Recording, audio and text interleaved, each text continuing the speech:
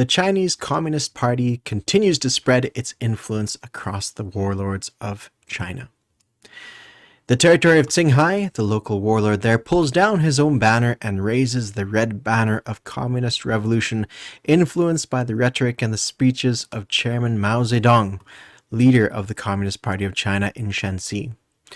This warlord succumbs, and pretty soon other warlords may as well. The Chinese Communist attempt at influencing the warlord of Biping in northeastern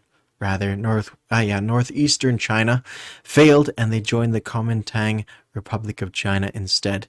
But nothing holds back the communist state from influencing other warlords and posing a mighty threat to the Kuomintang Chinese Republic. General Chiang Kai-shek finds himself in a difficult position. On the one hand, the rising red threat of the Communist Chinese Party, influencing its warlords, gaining more ground, gaining more territories, influencing all the local populace to join them through massive recruitment drives, and on the other, it is faced by the mighty Japanese nation, who builds forces, amphibious assaulting forces, marines, in direct threat to the Kuomintang Republic of China. In Formosa, a mighty land force establishes itself, and perhaps they will strike into Chinese territory. General Chiang Kai-shek has to thread this narrow corridor between the two parties. On the one hand, a defense of the coastline against the Japanese forces might open himself up to defeat in detail and spread himself out that both the communists and the Japanese can take him out. On the other hand, leaving any territories open so as not to be defeated in detail might mean that the Chinese Communist Party will capture those territories and therefore increase their ability to do recruitment drives in amongst the local populace. Therefore, Chiang Kai-shek has a bit of a problem. Which territories to leave open, which territories to cover, and will the Japanese invasion occur? Or is this something that the Japanese will turn their attention instead to the Dutch East Indies, leaving the Chinese to deal with each other as a massive civil war that is still ongoing? There are good leaders in present. There is Sun Li Yen, who is in charge of the Southern Army of China.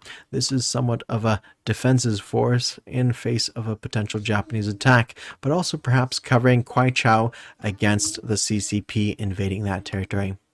But Chiang Kai-shek has decided to withdraw his capital away from the vulnerable coastline towards the interior. And that is the situation on the Chinese shores. In other news, in other waters, the Americans are still quiet. There has been some debate amongst the forces of the state of the administration of the United States, yet still the isolationists hold sway with 57 seats to the interventionists' 6 seats in power. The forces inland do not maneuver. They still are at low readiness and do not partake in any action. The Germans, for their part, build up some small amounts of forces without too much present. They have shipped out some of their forces into the Atlantic, built up some of their forces in the northwestern Germany, but apart from that, things are quiet, as they have not made any annexations of Bohemia and Slovakia. The Russians, for their part, clean up their forces, establish themselves a little bit strongly in their positions they had last season in Kola and Karelia in Leningrad in anticipation for attack against Finland, and down in Transcaucasus with perhaps ambitions towards the Iranian territories. The French, for their part, are massed up in Syria, and the Italians gather themselves in the Mediterranean, but also pull away from Abyssinia towards the coastline.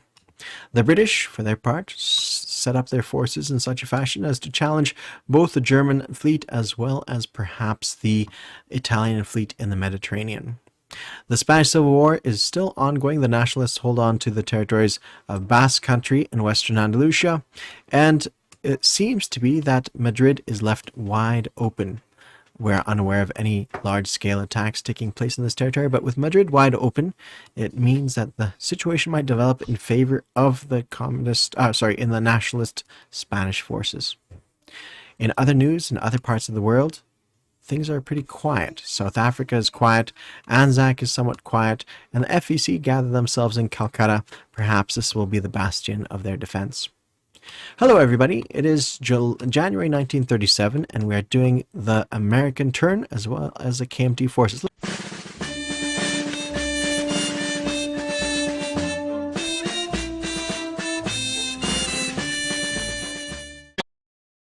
let's start with the KMT forces, but we're kind of going to do them jointly, although perhaps that's not quite how it works. We have $9 to spend. We're going to get 3 infantry. And the Americans have $8 to spend, but they're going to spend $4 on lend-leasing a anti-aircraft gun over to the fellas there in China. So that's 1, 2, 3, 4, $4 left. An anti-aircraft gun will eventually show up on their shores. I'm not sure if that's the right play. I think ideally I would have perhaps a fighter or something along those lines, but for right now I don't have the resources for it. Another infantry would be useful, maybe a mountain infantry as well, but anti-aircraft guns might help us out in the face of a Japanese threat. So that's the course of action we're taking right now. Going on to non-combat moves, from Nanking we're sending 2 infantry and 1 anti-aircraft gun from Nanking south to Hunan.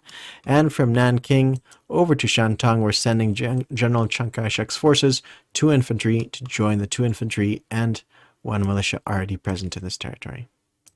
And I believe that about does it for all of our movements on the board. Again, it's fairly small potatoes right now, nothing too much going on. It's early days yet. And now we go to our place unit phase. I think I'll just delete some stuff on the board here.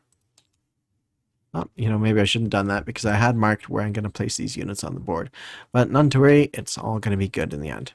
We're going to send 1 infantry as going to go to Kwaichao. I believe I have it penciled in as 1 infantry in Shantung and 1 infantry down south in this region here. Maybe I had it the other way around. 1 infantry up here. I think that's right. I think I had 1 infantry there, 1 infantry down south, and the anti-aircraft gun on the American turn is going to land up in Shantung. And that will about do it for these guys. I believe that's what I had marked on the board. All right, so that is the situation at the top of the KMT turn, and we move over to the next phase, which is turn number 3, I believe. I guess we can still collect income. I believe the Americans pull in 6, that brings us up to a nice tidy 10, and the KMT forces have $9 to spend on the subsequent turn. So I'm going to go ahead and bump this up to July 1937. I don't think there's any adjustments need to be made here, and that concludes the turn. I'll spend some time a little bit tidying up some of the stuff over here, but that concludes our turn here for the Chinese and the Americans for turn number 7. Thank you all for watching. Cheers.